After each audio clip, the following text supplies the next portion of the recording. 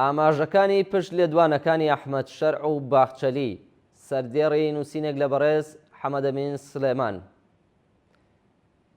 نووسەر دەڵێت لە ماوەی ڕابردوودا ئەحمەد شەرع کە بۆ ڕۆژنامەی میلەتی تورکی قسەی کرد لە تەوەرێکدا وتی ئەگەر هەسەدە تا کۆتایی ئەو ساڵ تێکەڵ بە سوپای سووریا نەبێت ئەوە تورکیا هێرش دەکاتە سەریان و ئەو هێزەی جگە لە سووریا وەک مەترسی بۆ سەر سنوورەکانی تورکیا و عێراقیش لە قەڵەمدا. دیارە و لێدوانە لە ناوەندەکانی ڕاگەیاندندا دەنگدانەوەی زۆری بە دوای خۆی داهێناوە لە نێو سۆشیال میدیا و هێندە لە میدیا کوردیەکانیشدا وەک هەڕەشەیەک لێکدرایەوە کە ئەحمەد شەرع بە لاوازی ڕادەنێت.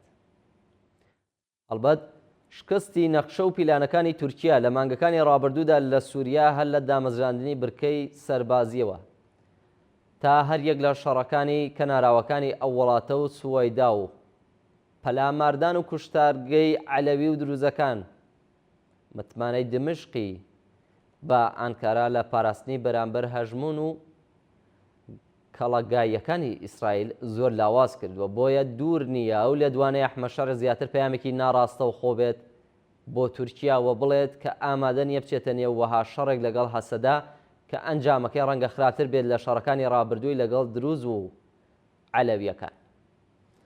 خۆلادانێکی ژیرانە بێت لە ئاگری ئەو شەڕەی دەمێکە ئەنکارا سەری لێباداوە و دوور نییە ئاکامێکی خراپی هەبێت بۆ شەرع و دەسەڵاتەکەی، چونکە شەڕی هێزەکانی هەسەدا بۆ گروپە میلیشیاکانی سووریا ڕەنگەوا سووک و ئاسان نەبێت.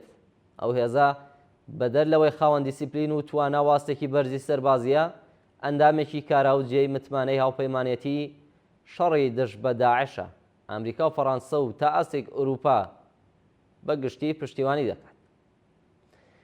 پەیامە نوێیەکەی ئەو دوایەی دەوڵەت باخچەلی کارکتەری سەرەکی پرۆسەی ئاشتی و دەوڵەتی قوڵی تورکیا کە دەڵێت داوا دەکەم هەسەدە نەبێتە بەشێک لە پرۆسەیەک دژی تورکیا و ئیسرائیل ئیدی لە مەترسی دروستکردن بۆ تورکیا ناوەستێت. هەروەها هەڕەشە و گوڕشە بەردەوامەکانی ئانکارا بە هێرشکردن بۆ سەر ڕۆژاوای کوردستان و چەکدانانی هەسەدە و چوونیان بۆ نێو سوپای سووریا نیشانەی مەترسی تورکیایە لە هەژمونی ئێستای ئیسرائیل و ئەو پرۆژە نوێی ڕۆژهەڵاتی نێوڕاست کە دەمێکە باسی لێ دەکرێت و ئێستا ناوچەکەی خستۆتە ژێر بارێکی نائاسایی و زۆر گرژەوە. بەڵام ڕەنگە ئەو هەڕەشانە لە مەیدانی کردەییدا لە ئێستادا ئەگەری جێبەجێکردنیان لاواز بێت، چونکە پێگەی ڕۆژاوای کوردستان لە نێو هاوکێشەی ململانەکاندا باش جێگرتووە و ئێستا ئەمریکا ببورن و ئێستا ئەمریکا وەک بەشێک لە ئاسایشی نەتەوەی خۆی لێ دەڕوانێت. لە لایەکی تریشەوە سیستەمی حکومڕانی ڕۆژاوە بۆتە نمونەیەکی جوانی پێکەوەژیان و کۆکردنەوەی هەموو پێکاتەکان.